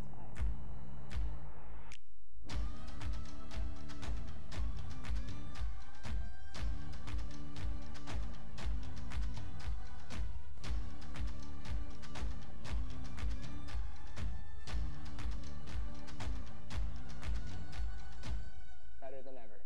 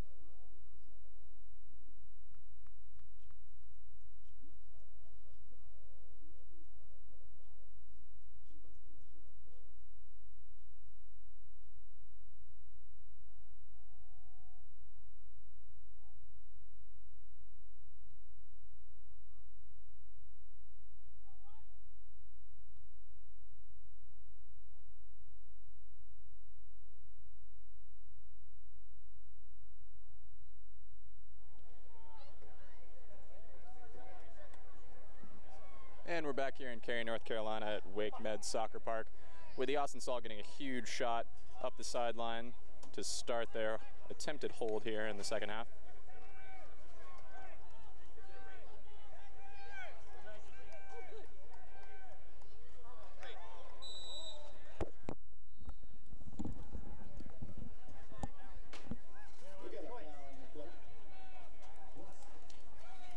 We had a foul call on that play just now with a yardage advance for the Sol, putting him in the red zone, trying to punch it in here for the hold. And we want to go ahead and tell our viewers that there are possible storm coming. So if there is a lightning delay, we are going to be taking a little bit of a delay, but if it gets too bad, we might see a early end of the game. So just want to warn our viewers there. There's a storm coming, Mr. Wayne. No? Dark Knight? Am I the only one? All right. My God. As Austin's on the goal line, Kyle Hankey with the disc. And he just, little soft backhand around the mark. Defensive play from David Richardson got called back earlier. Unclear why. Tried to shoot one up the middle of a few Flyer defenders with a clamp down from D-Rich. Called back. Austin retains the hold with the first score of the half, 18-12. Maybe that's why, you know, with the storms possibly rolling in, maybe that's why the sun went down a little earlier than we thought it would. Maybe it was the beautiful trees. These trees are beautiful, let me tell you. These are some gorgeous trees out here, folks. The Lorax would be very impressed. You old enough to know what the Lorax is? Of course I know what the Lorax is. Okay. It's like a cleaning product, right? Oh, God. Nah, save the trees, save the trees. A pull here, little blade, not one of their usual hanging ones. Not as lofty as we're used to with the Sol. It's a product of a tired body as Nutt fakes the throw to the sideline and actually throws it this time to Bob Lou, and flood from the Flyers, a side stack as darkness creeps into Wake Med Soccer Park. Some dark, ominous clouds as the Flyers play back and forth, and now the cut through to Lou, finding Helton, and the headband is gone. Oh no, oh God. Doesn't bode well for the offense. Completely joking as Bob Lou inverts the disc back to center to Madzuka. We're not seeing a ton of downfield cuts from the Flyers because of the Sol zone wall. It's hard to break through that. Well, you know, one way to go through a zone is over, and when the disc is in the hands of Matsuka or Lou, you can pretty much guarantee that it is coming. It is only a matter of when. Goose gonna take a shot, and man, talk about threading the needle into Bob Lou.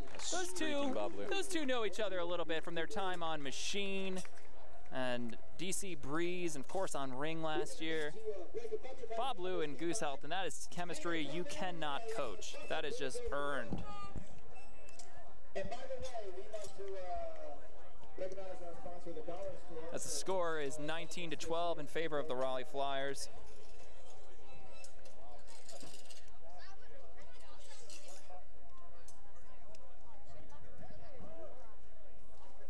Raleigh with another huge athletic D-line, and Mike Pannoni, Captain Noah Saw. We see Terrence Mitchell on that line, Jakeem Polk, the rookie Johnny Lynch, Kieran Allen, and of course, Shane Sisko. And of course, as we are players on the Raleigh Flyers, we get the luxury of being in on the team talk at halftime, and Coach Denardis was stressing really ramping up the man-to-man play, and if we get the disc to really attack them in space, to really make them want to run and grind them into the ground. Because as you were mentioning towards the end of the game, they were getting tired. Hands were on the knees. It wasn't a very long half. I think that the weather kind of played into that factor a little bit. And we see Austin with the disc now, and Raleigh has gone away from their traditional double-team junk here. Jakeem Polk shutting down. Daftari's cut deep. Johnny Lynch opting to pick up the mark here.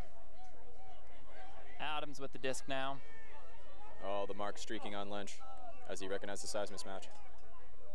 Yes, that is Walter very much larger on Johnny Lynch, but I still would not say Johnny Lynch is at a disadvantage there. He can probably make up that height in an instant. And Pannoni Looks like he might have misread the disc a little bit there, and a goal for the Austin Soul. That looked like Matt Biershank taking that disc for the goal. Johnny Lynch, an explosive defender. But when you recognize a size mismatch like that, you often see people clearing wide so they're not in play and then streaking to the deep space so they can have that entire field to use as a lane to throw into. Smart cutting from the Soul.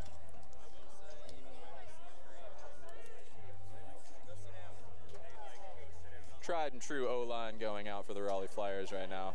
Of course, on the backside of the disc, we're seeing Bob Blue out here ready to punch in another goal. I'd love to see another streak up line from Bob Blue. Absolutely. I mean, Bob Blue is one of those players that is so crafty with the disc in his hands, but also when it's not. He's a very intelligent cutter, and he has no fear going downfield, and he is so fast. He is quick. I mean, the thing about Raleigh is that we do not have any lack of athleticism, especially in the handlers. In the AUDL, everyone needs to be athletic, but when they are athletic freaks such as Bob Blue or Jonathan Nethercutt, that makes the defensive job so much harder. Yeah, not to mention our downfield height advantage that we're throwing right now in Misha Freystadter, Jacob Mao, and Fairfax. As Fairfax is streaking deep, and maybe a little bit too soon for Nethercutt to hit him on the same third. As a really nice crossfield flick, finding Williams, who's really sat into his new role as a handler. He is a pure hybrid now this year, Jack, and maybe what will result in more of the throws is, Jacob Mao just missing that throw, but he's going to go ahead and get that one back. Now he's what zero. A heads-up play from Jacob Mao. 0 for the point. He is mad. He is running with emphaticism. Austin looking exhausted, and Matsuka with the no-look throw. And Bob Blue towing the sideline, 20-13. I'm not sure that could have gone off without a no-look, honestly. The defense bid on the left side of him. It's one of those ones where you're like, oh, I'm pretty sure we're going to be okay if we don't, because there's no way he's going to try to, he snuck it in there. Nope, he wasn't even looking and snuck it in there. Matsuka to Lou, another former Machine, former DC Breeze, now Raleigh Flyers connection. Both goals for Raleigh this half put up by Bob Blue and the other side of the disc, the one we're not used to seeing him on. And what a heads-up play from Jake Mao. I was talking to him a little bit at the half, giving him some, junk about his throw to David Richardson. He gets out there and he throws a turn, and what does he do? Literally the next throw, he gets it back. I think anybody could have got that one, and there was no Austin player within like 10 yards, but he really hustled for it. As Noah Saul's pull goes up, and a little lackluster sense of urgency from the Raleigh defense. We see a jog down here from the defenders as they seem to be conserving some energy. They are up, after all. Elliot Moore with the disc. He's got Murphy streaking deep, and now he's got Cunningham. And 2 Raleigh defenders in pursuit. Great help defense from Josh Hartzog. A big frame of Cunningham able to find his handler. Brooks back to Lewis. Moore, and Moore just turfs that throw. It's the right throw, but the angle was off, and Cunningham was unable to find it. And Noah Saul is going to take the shot to Helton. It's sitting up there. My money's still on Goose. Oh, and Josh Hartzog has got it, but he's not in. The Austin defender stays down. And that is a great, lucky play for the Raleigh Flyers. Extremely well cut run from Goose Helton.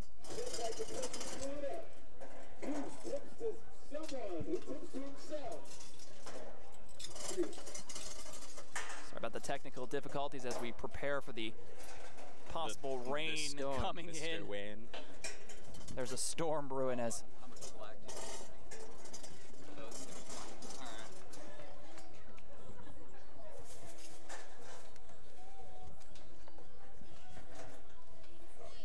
Right up here in the stands, an on-field interview.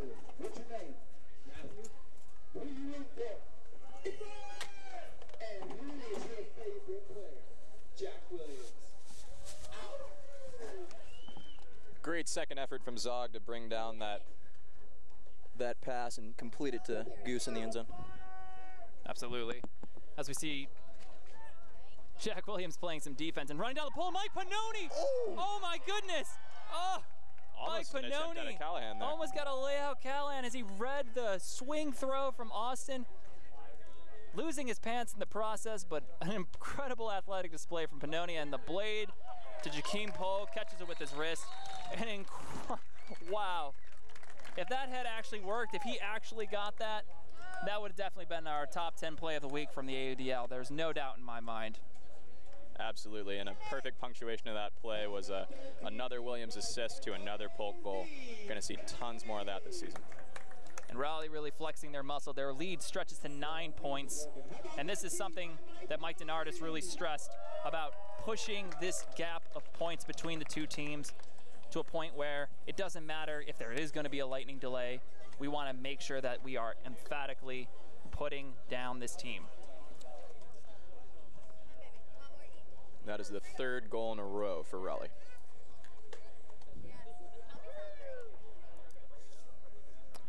Nethercutt with the pull, a towering inside-out pull. It's going to sit nicely towards the right side of the field for Austin. Tons of time for the defense to come down and man up. See them pointing. Oh no, it looks like a junk line out to space to challenge the throwers in Saul. Orlov with the disc now.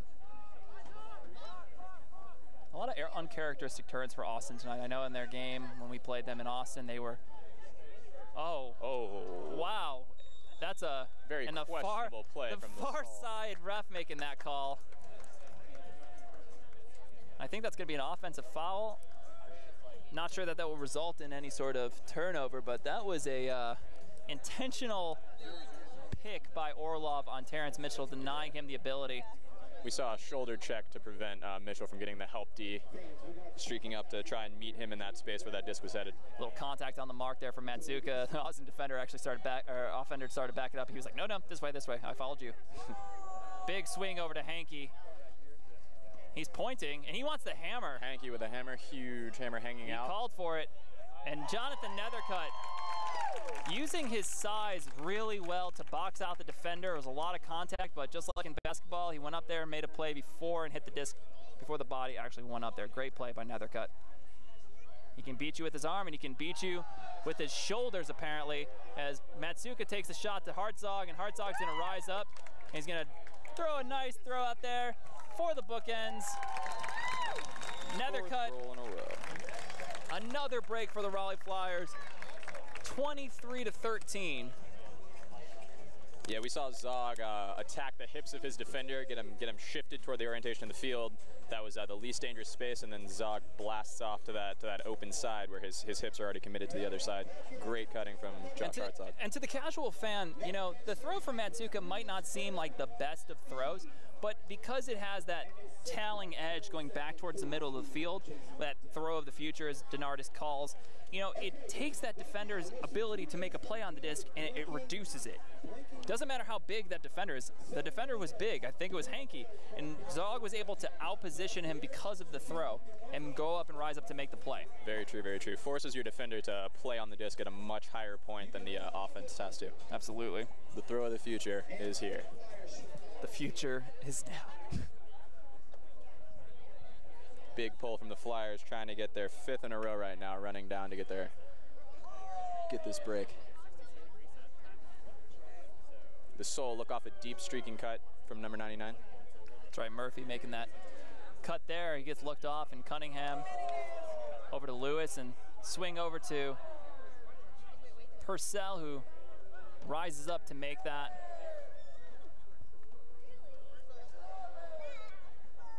Brooks finding Cunningham. He's going to take a shot with the hammer. And McKelvey making his offender Murphy jump early in the old short man game. Veteran play from John McKelvey. Gotta hate to see when that works. And unfortunately for the Austin Soul player, he is injured. So there's going to be a sub. Wonder if Raleigh's going to take a sub here. I just called McKelvey John. Andrew McKelvey. I like John McKelvey. We can start calling him John. Sounds like a spy. Agent John McKelvey. I feel like that could be like a movie trailer. In a world where lightning cancels professional Frisbee games, John McKelvey saves the day. Let's write. I think we can make this a film. Let's write this. We see great pressure on the backfield from the Soul, tipping a swing from Noah Saul. Jacob Fairfax opting not to swing the disc, hits Kieran Allen in the middle of the field. Soft lefty backhand to Fairfax. Double team applied by Austin. Scoopers over the top to Bode. And we see moving backwards again from the Flyers, and I wonder if this is going to be a Denardis timeout soon, but it looks like a little bit of offensive pressure now. And Jakeem Polk's going to take a shot. Let's go. Oh, he knows his target. Oh, my Cookie jar from Fairfax as he sails it into Mike Pannoni. Honey dip. My goodness. That is the 5th point in a row for the Flyers, 4th break in a row. That man, unfortunately, did not win the Callahan. Don't know how, but yes, he just continues to roast people in the air, deep. Jakeem Polk just saying, yeah, why not? What? I'm gonna throw a huck. I would put that up every time. Yeah, Jock not getting the assist on that, but his huck making it to the goal line so that Pannoni could outrun his man and get open in the end zone for Fairfax. Sweet, sweet warning track power from Jock. We talked about his ability to throw. Might not have been the greatest throw, but you got Fairfax. Why not? And we got a big pull up from 00, the headband, Goose Helton. Where's the headband? It's on its own break right now. It's in our hearts, CJ. It's in our hearts. Oh, great bid from Hankey as he recovers a questionable throw on a centering pass. Hankey just running a bit unguarded right now, and as Raleigh's playing some form of defense, it's there, I promise you, it's there. Really good job from the Soul to spread Cisco up that line. It's hard to play D on 3 people. And shockingly, when you don't have all 7 people playing defense, team's gonna take advantage of that. And I believe that one was Hankey to, I think it was Elliot Moore who might have gotten that one. But good movement from Austin as they are able to, as we say in Ultimate, stop the bleeding. Is that an Ultimate specific reference? I'm not sure. I've just heard it a lot. There's a lot of things I hear in Ultimate. I don't know how it might be.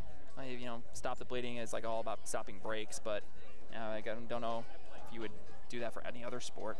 Well, Saul did a great job the Austin Saul did a great job to stop the bleeding there while Raleigh went for a 5-goal run with 4 breaks. There's still a 10-point advantage as we have 3 minutes and 14 seconds as we see darker clouds rolling in. Haven't seen the sky light up a little bit though, so that's good at least. Maybe we can at least get to the 4th quarter before it starts to happen. It's worth mentioning that the Raleigh Flyers have a women's professional ultimate team as a partner with them as the Raleigh Radiants, and they have their first game coming up later this month on June 16th as they'll take on the Nashville Nightshade. Some of their members include some athletes that are here, including Ashley Powell and Becky Widmeyer and Alex Robbins, and Rowan James, who are a part of the NC State Jaega team that knocked off the Oregon women in the first round of pool play earlier this past week at College Nationals. A really impressive win for the program. And you can come see them play here, not here, so to speak, at Wake Med, but you can come see them play at Cardinal Gibbons in 2 weeks, and that's going to be really exciting, a really awesome opportunity. The first professional ultimate game for women in North Carolina, and it looks like a strip call there as the Raleigh Flyers are moving the disc down the field. Yeah, shout out to Sarah Hash, member of the Raleigh Radiants, for teaching me how to throw, essentially. Hometown friend, great player. Come see her play in the Radiants game on the 16th. The 16th, right, CJ? That's right. As the wind starts to pick up a little bit here in North Carolina, which we know that only means one thing's coming. Winter. No, I'm sorry. Winter has come. Oh, my bad. We're seeing a hat blow from the opposite sideline. Harsh winds out here. Nothing to Bob Lou and Jack Williams. He reels it in off of Bobble to the back shoulder for another Raleigh goal. And right now, fans, an unpopularity up in the stands. Sir, what's your name? Captain Brown. And who you cheering for? Raleigh Flyers! And who is your favorite Raleigh Flyers fan? Number 8, Terrence Mitchell. No lack of energy here hear from the fans, the best fans in the country for Ultimate Frisbee. We got our own hangar section, always representing the Flyers family. And Raleigh is throwing yet another D-line, ready to do some damage. Matt Bode beside Captain Noah Saul. Jakeem Polk looking hungry. We got Josh Hartzog ready to make another miraculous play. And with the wind picking up, we're going to see some poles not really get towards where the distance they were originally going to, as the Flyers are working upwind, Austin downwind. We're going to see a lot of harder, and we're sorry about the audio. We can hear it on our own ends with the wind picking up, so we apologize for you viewers at home hearing the wind. It is picking up rapidly here. The wind is so important for Frisbee. Right now we have a bit of a crosswind going on. CJ, what does that mean? That's an ultimate term. Teach the fans well, at home. A crosswind is when, if the field is running, let's say in this case it's running north to south, and a really impressive layout there from Noah Saul. If the field is north to south, the wind is going east to west here, and in this case it's west to east, as Brett Matsuka doesn't care about the wind and throws a scooper anyways. Classic Matsuka. You know, I told Noah Saul at halftime that his offense, or his gameplay is boring. He just does everything so well, it's just not entertaining. And he looked at me and goes, I'm too old for that. Well, you wouldn't know because you got a layout D on that point. Jakeem Polk with a nice in-cut. And great inside floated backhand from Matt Bode to Matsuka. And nice double team, and Jock's going to throw it, and it's going to hit Noah Saul. And the wind playing a little bit of a hectic spin, and a little 12-6 curveball there. Noah Saul does not care about the wind. Throws it right into the wind's heart. And Brett Matsuka able to track that one the whole way, making a very nice catch. In a scrim the other day, I was talking to Brett Matsuka, and I threw him a very questionable around flick, not my best throw. And after the play, I apologized, and he said, why? It hit me in the hands. That means I can catch it. And he lived that true in the end zone in this game today. You hit him in the hands, he's bringing you home some gold. You know, one thing that I've really been excited about, you know, living down in the Triangle for 5 years now, is being around such great Ultimate players. And the crazy thing about it is that you know, you and I, we haven't lived Ultimate our whole lives here in the Triangle like some of these people have. You know, the humbleness of these players, the humility that they have to tell you that it's going to be okay for not every throw to be to the person's chest, but if it hits him in the hands, it's a good throw. As an offsides call on the Flyers is going to move the disc to half field. You know, it really does say something to have such great teammates, and who are also really good at Ultimate. North Carolina Ultimate making a showing out here today, 26-14. The Flyers up on the Austin Soul on the road as they walk up, centering the disc. Yeah, quite the stark difference from the game down in Austin, but like I said, there were a couple people missing in today's game that were there the first game. Oh, and a nutmeg as the thrower threw it right between the legs of Shane Sisko. A highlight throw. Nice inside flick there from Purcell. Excuse me, that was number 22, Bigley. Daftari with the disc, gets it back. Over to Mathis. Michael Mathis looking for Beershank, and he's going to toss it up, and Jacob Fairfax is going to take that away. That's not one you want to float on the inside to Jacob Fairfax. He gets any height advantage, he can capitalize on that. Now rush throw because of the time, because the third quarter has come to an end with the Raleigh Flyers up 26-14, and they will be receiving the first fourth quarter pull. We'll step away for a quick second. Right next to the fence, he purchased a mini day.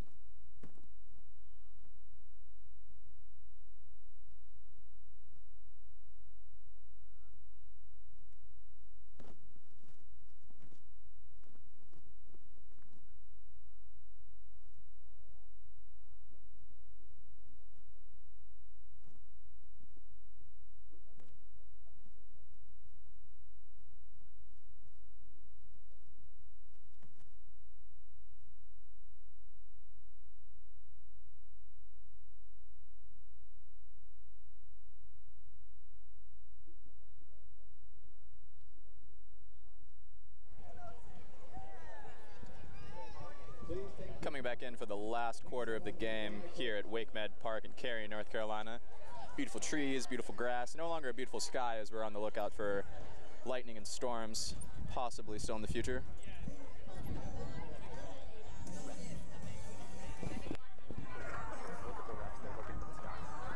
Yeah, we can see the officials looking to the sky to see any lightning, listening for thunder. But regardless, the pull is up from the Saul. Landing short with no need for a centering pass. Bob Lou up the field to Nut. Nut with a swing to Matsuka on the sideline. Backhand back to Nut, around to Bob. The Saul zone presenting more of a challenge for the Flyers, downfield cutting that we've seen in the first half.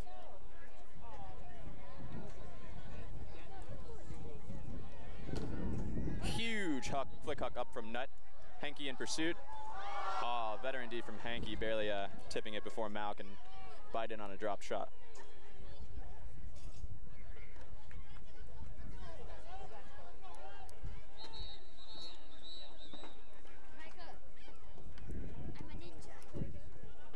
And it appears there's a lightning delay.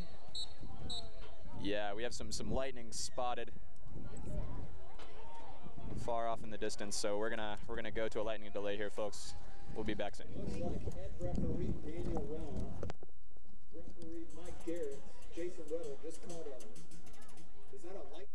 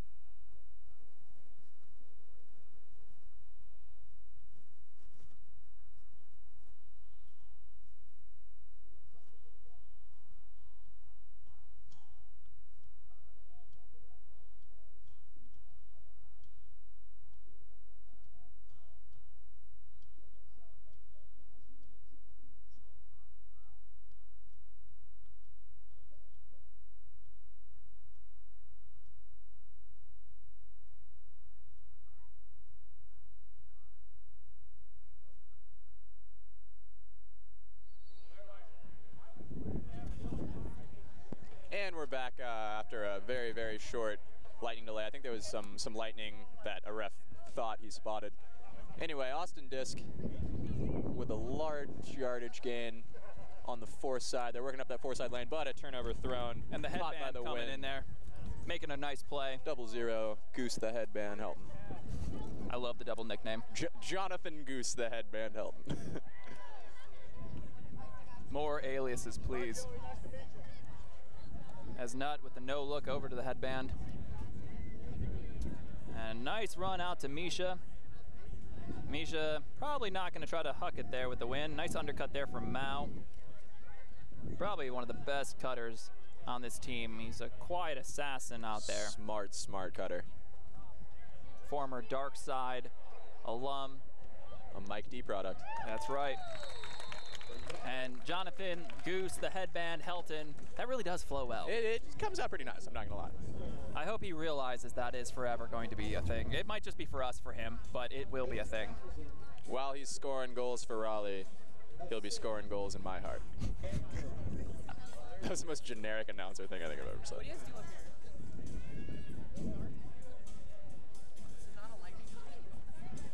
And so the Raleigh Flyers up 27-14. And like we said, there won't be a lightning delay. It looks like the lightning is pushing away from us, supposedly. Misha or I will be the first ones to know if it does, because we'll get hit. But, you know, we'll be a casualty for the game. You'll be like a close third. I think you're like the third tallest out here. Well, we're up in the announcer's box, so we're a little bit higher than Misha. That's true. Only by inches, though. Quick, hug me. If you needed a hug, just say so, CJ. Oh, God, absolutely. And we've got the Saul disc for what I believe is the third time in a row. Yep. Oh, and a big layout there from Matt Bode. Let me tell you, Matt Bode is one of the most athletic people you could possibly see play Ultimate. He can D up anybody he wants to. Big, small, large, skinny, doesn't matter. Matt Bode can D them up, and right there, he just shows it with his athleticism on a much bigger target, Jace Cunningham. Austin Saul doing a good job pushing their stack downfield, getting really big space gains, or yardage gains with their undercutting when they force you to bite that deep space and they have a ton of yards underneath to use. And that's a really high stall count. And a pick called, actually, so that's going to be a yardage penalty. The stall remains, right, CJ? I believe so, yes. I believe there is no change to the stall. So that would be kind of a really unfair advantage for them. And he's just going to take the deep shot here. He has to. And oh, the disc actually kept sitting up for Cunningham, who kind of looked like he gave up on the play. Had he run, he might have had a play on it. I don't know. He probably wouldn't have, but, you know, hate to see that. We're not seeing consistent wind out here. It's a little swirly, mostly a crosswind. As we see Bode and Saul, longtime friends and teammates. Oh, and the wind playing a little bit of devil on David Richardson's hands. Snaps back on D, number 84, ready to lock down. Feels bad for a tenth of a second. Locks down, like you said. Great to see. That's a good professional right there. There's like a backhand force from McKelvey. And Purcell in pursuit. Oh, wow. A somersault catch from Purcell, who has ditched his headband and hat from before, and unfortunately cannot muscle that one into the wind, which has changed. If you haven't noticed, the wind is swirling a little bit more now, and that throw from Purcell got shut down. Oh, a little casual there from the franchise. Hartzog able to make the catch there. Oh! And Andrew John McKelvey unable to find that one. I hope all these guys know we're coming up with nicknames left and right. They're going to hate One us. of them's John. Well, if I know his girlfriend Gentry, she'll love it. If it embarrasses him slightly. Looking toward the franchise for that continuation around. Oh! Great bid from Johnny Lynch. Explosive rookie. That's what he does. Oh, a little shaken up on the play. Oh, that's not what he does. That is, oh, he's pointing at his hamstring. I hope it's just a cramp. He commutes to games and practices from South Carolina. Had a little over a 3-hour drive today. So a lot of time in the car. Absolutely. That might be the kind of fatigue that the Soul are feeling, to be honest. That was an incredible feat of athleticism. And it's interesting because with a hamstring like that, you know, obviously the hamstring's tight when you try to speed up really fast. And if there's something Johnny Lynch can do very well, it is, of course, speed up very fast. And that was an incredible layout. I swear every game, it's just another layout from him. And David Richardson's off to the races, and a big huck from Noah Saul. Only person that can play D on him at that point is, oh, I was going to say the observer, but turns out it's the wind as well. Looks like the Flyers have to do a better job of looking the disc into their hands. And it's something that doesn't matter the level of ultimate you are at, whether it's professional or middle school, you tell your people to look the throw in 100% before you move on. And sometimes with the wind, we get a little bit careless.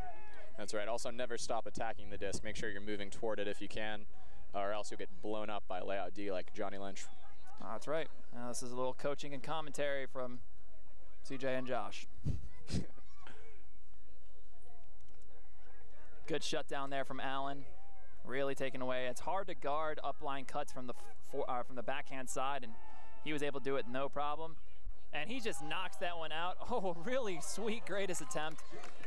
That would have been clean. That would have been real nice. But alas. Great job by what I think was Noah Saul. Yeah, Noah Saul on the handler defense, pushing that handler into the sideline. He knows that it's a dangerous play for him to get the disc to the center of the field and get that lateral gain, so he pushes him back into that sideline. Huge shot up to Matt Bode. Airs out to space. Easy run. Veteran timeout call from Matt Bode. Really good for Matt Bode, and I hate to say it for that team, but I think they're actually pretty happy they can walk off and kind of take a break there, get the O-line on, punch in another easy break for the Raleigh Flyers. Yeah, Austin's looking rather tired as well. You know, the worst part about this for Austin is that, you know, it is a Friday, so that's good, but I'm not sure. Do they have another game after this? I would maybe. I'm not positive if there's a doubleheader for them this weekend. If not, then it'll be a quick weekend in Carolina and back to Texas tomorrow. But this is not the kind of result they were hoping to have. Yeah, they came here and they expected to have some grand fun playing Frisbee, but instead they got met with a storm. Not lightning and thunder, CJ, but the Raleigh Flyers. Something else was flying through the air. Oh, yes. It was Johnny Lynch. It was Johnny Lynch. And, you know, I hate to say it, like, with Austin's game plan in the first quarter, if they had maintained that type of level, they would have been in this game a little bit longer, but we can see fatigue and getting away from that game plan and kind of just hucking it and playing defense. It's not boding well for them. And this is a team that started the season off pretty hot, really close losses to Dallas. They still haven't beaten Dallas this year, and a really sweet around throw from Nutt to Jack Williams, not in. And Jack Williams looking for yet another assist in his stats this season, hitting Jonathan Helton, the headband, for another goal. A man with 9 toes. Great job from number 22 on the sole. Didn't want to make the commitment to bid for that disc into Jack Williams, who was trying to milk it as much as possible. Would have been a very dangerous play. Not a Frisbee play that you'd see very often. People don't like to go for dangerous plays and put other players in jeopardy. Absolutely, and that's really good to see. You know, in Ultimate, we have this sense of respect. This spirit of the game is still a major factor in this sport, something that has drawn athletes anywhere to this game, is something that is so unique. And, you know, it's non-contact, and that guy did a really great job of avoiding Jack Williams, who was completely exposed. If he had ran right through him, he could have seriously injured him. So it's nice to see that he avoided him, and as the pull just keeps rising from Noah Saul. By avoiding him, you know, he did give up his position and did give up a goal, but it was a great moment of spirit out there. We got big Misha Firstadter in the backfield playing defense, trying to get some huge marks on that so we can avoid some hucks. Oh, and just like we talked about, not looking the throw in, Beershanks not able to look that one in, and Mike Pannoni's in the dump space. Sure, why not? Feed the man. Freistatter with a 9-foot high release there over his throw, but it looks like there was a pick call. Like I said, we're sending down big defenders in the backfield space to get some wide marks on the handlers in the backfield and the sole. We don't want these huge hucks going up, because with our score doubled 28-14, any chance the sole has would be long balls and punching them in fast. Yeah, unfortunately, I mean, I've seen some pretty fast scores in Ultimate, but I don't think that this one is attainable to come back for the sole. They would have to do some serious work.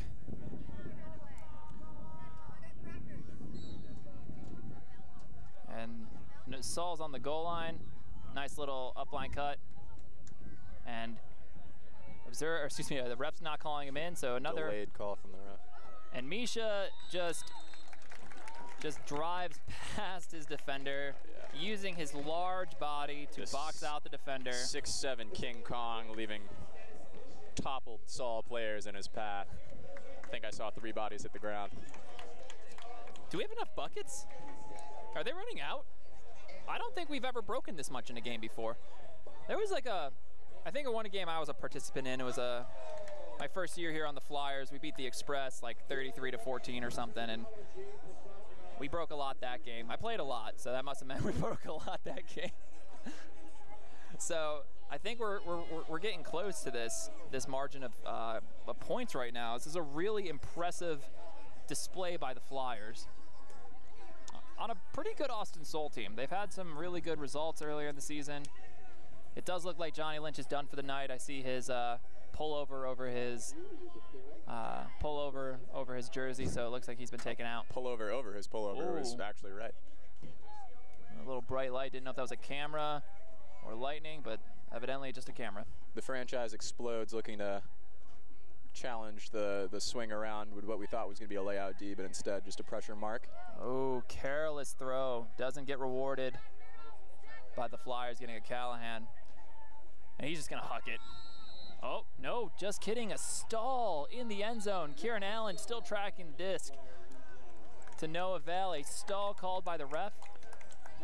The difference you see in the AUDL is as soon as the whistle's blown, we got dead discs. There's not much to be done. But in Club Ultimate, if there's a call and a disc goes up, you're going to see defenders challenge that and try to take that down regardless. Absolutely, because even if the disc hits the ground or is in possession of the defense, then it doesn't matter what was contested and what was not, as Bob Lou throws a cheeky around backhand to Jack Williams. And this is just, it's getting ugly for the Austin Sol. They're kind of hoping the next 3 minutes and 31 seconds are over quickly as they can, Well said, CJ. so they can just get out of here. I don't even know what to say. I'm running out of superlatives for the Raleigh Flyers' performance tonight. This is a truly dominating display. Yeah, we were talking earlier during the half about how it's a dangerous division in the AUDL. The South, we got any team can take down any team in the South. Jacksonville, or Tampa Bay Cannon's extremely dangerous. The Roughnecks, obviously. Don't sleep on the NightWatch. They are reloaded this year. This is a team that lost, like, I don't know, 40-something games in a row, and then all of a sudden, 3 games in a row they've won. Huge reinvigoration for Tennessee this year. Huge. Huge.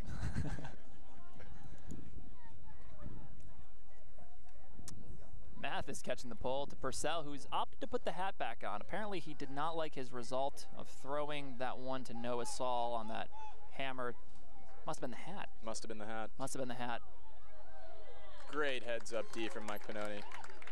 Taking down a shot that I don't think was intended for the person he was defending. An AUDL journeyman, like myself, but he's a lot better.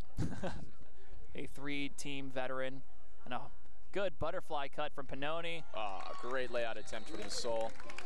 Andrew McKelvey holding his chest like, oh, that one almost didn't work. But it did. Great play by Pannoni. Flyers continuing to flex on the Sol. You could say that the sun is no longer shining in North Carolina in multiple ways.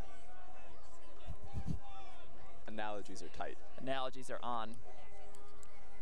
To all of our viewers, I apologize. He is a teacher. I can't help it. We're seeing the Flyers mascot generating some energy for the crowd. No need to be generating any energy for the players, as the Flyers have yet to take their foot off the pedal. This is the kind of energy Mike D was talking about at halftime. And unlike in club, you have a limited roster. You only get 20 guys per game.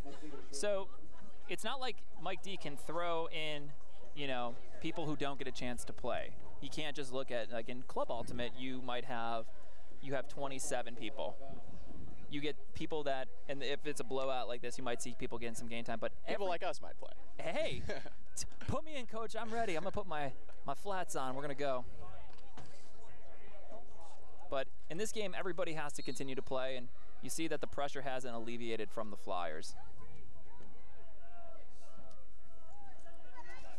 Oh, and we have noticed that the clock is out in our broadcast, so there is 2 minutes and 48 seconds remaining as Austin takes a shot here and just unable to connect. Good pressure D from D-Rich on that back shoulder. A good run there from number 52, Daftari, but unfortunately, just like a lot of the throws from the Austin Sol tonight, they just haven't been working in the second half especially, which is really disappointing because, like I said, they are a good team. They have good throwers. A couple of them are missing tonight, but I don't know if a couple people can make up 17 points. Yeah, questionable shots and tight windows is something you see from fatigued road teams a lot in the AUDL. Absolutely. It's just so much easier to throw something questionable when your legs are tired. The thing about the South Division, it's not so much everybody has to travel far in every division that they play. If you're in the West, Seattle has to fly pretty much everywhere they go. In the East Division, you have people that have to go to Toronto. you know, if they're coming from DC, they have to go to Toronto. In the South, you might see somebody from a team from Raleigh go to Texas and vice versa. In the Midwest, it's a little bit more clustered into there. It's a little bit, I probably would have think the least amount of travel from a division. But it's fatiguing on a player. You know, take it from somebody who has done a Texas road trip before. It's not easy on your body, as a very low throw and a goal. Wow, dug out by Misha Freystadter with the tumbling layout attempt with just over a minute and a half left to go in this fourth quarter of this game here. The man is 6'7", and yet they throw it at his feet, and he's able to get it. That is athleticism at its finest. Yeah, his center of gravity is at most people's faces. I always think of that Calvin Johnson sports science, where it's like, at 6'5" and 40-inch vert, he has the wingspan of a 2-car garage. I envision the same thing as a little bit more for Misha, maybe 1.5. I don't know if he's quite Calvin Johnson athletic. Nice cars, though. Nice cars. Yeah, we're talking foreign. Freystadter, that's foreign. That's something. That's German. Yeah, there you go. It's a couple of Beamers. Little VW action. Go Kieran! Definitely not Volkswagen, you know. Turbo diesel's not actually clean. Oh, bummer. Fair. Bummer. And with 1:32 left and an 18-point lead, there's probably no way the Flyers can blow this lead, so we can say that this game is wrapped up. And if they do blow it, well, great. That's an impressive come from behind for the Soul. It would not be not fun to watch, CJ, I'm not going to lie. I don't think it's possible. I'm trying to think of like the seconds to goals that they'd have to score, and that is incredible. Soul with the disc in the center of the field with 1:16 left to play.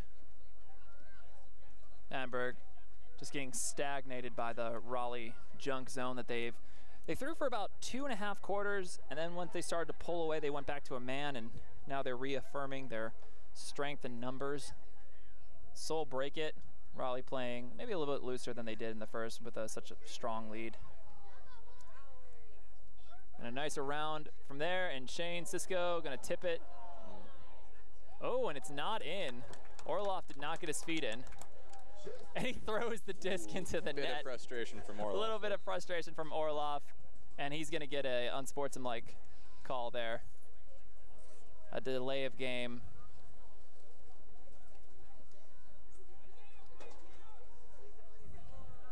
A little bit of frustration from Orloff.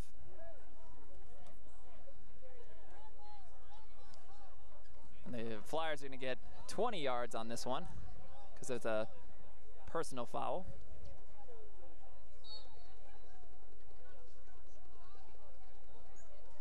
And a big hammer from Matsuka over to Polk. The former Express teammates linking up. The Flyers are just looking to kill the clock. There's no need to throw more than a couple throws to end this game. Kieran Allen with the disc to Cisco. 10 seconds left. Don't think anybody's going to try to pad their stats here. The completion percentage, though. That true. And a scooper over the top. And that's the game. The Flyers win 32-14, a home dominant win for the Raleigh Flyers. I'm CJ Colicchio here with Josh Smith, and we were very glad to be able to spend the night with you guys. So if we can go ahead and sign off, we'll see you next time. Don't forget to come out to that Radiance game on the 13th? 16th. Yes, 16th. Definitely come out to the Raleigh Radiance game on the 16th. Please, please, please come to that. Everything here, the bathroom also on the way out.